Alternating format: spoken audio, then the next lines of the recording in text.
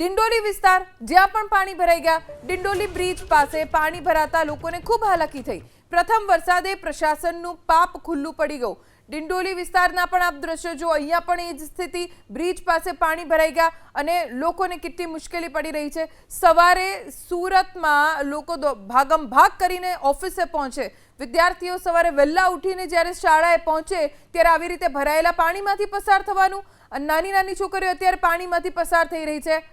Dindoli bridge પાસે પાણી ભરાઈ ગયા। હજી તો ચોમાસાની શરૂઆત થઈ છે અને પહેલા વરસાદમાં જ આજ સુરતની જનતાને આજ મળ્યું છે। પહેલા વરસાદમાં પ્રશાસનનું પાપ ખુલ્લું પડી ગયું। જો કામગીરી કરી હોત તો આ દ્રશ્યો અમારે ન બતાવવા પડ્યા હોત, આ શબ્દો ન આપને કહેવા પડ્યા હોત।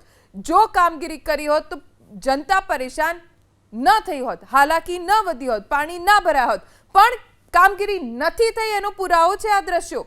એટલો બધો વરસાદ પણ નથી પડ્યો કે આટલા બધા પાણી ભરાઈ જાય અને લોકોને આવી મુશ્કેલીમાંથી પસાર થવું પડે। આ સ્માર્ટ સિટી છે, સુરત સિટી છે। આ ગામડા જેવી સ્થિતિ અત્યારે સુરતની કરી દીધી છે। ગામડામાં પાણી નથી ભરાતા। હવે તો ગ્રામ્ય વિસ્તારો પણ અત્યારે સુંદર જોવા મળે છે, પણ સુરત શહેરની સ્થિતિ જો કેવી થઈ ગઈ છે। એક્સક્લુઝિવ દ્રશ્યો છે આ એબીપી અસ્મિતાની સ્ક્રીન ઉપર।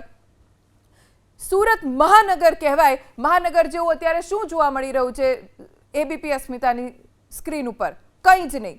દૂર દૂર સુધી પાણી, ભરાયેલા પાણીમાંથી પસાર થતા લોકો, હેરાન અને પરેશાન જનતા। આ સુરતની જનતા છે કે જેને પારાવાર મુશ્કેલીમાં મૂકવા પાછળ જો કોઈનો હાથ હોય તો એ સુરત મહાનગરપાલિકા છે।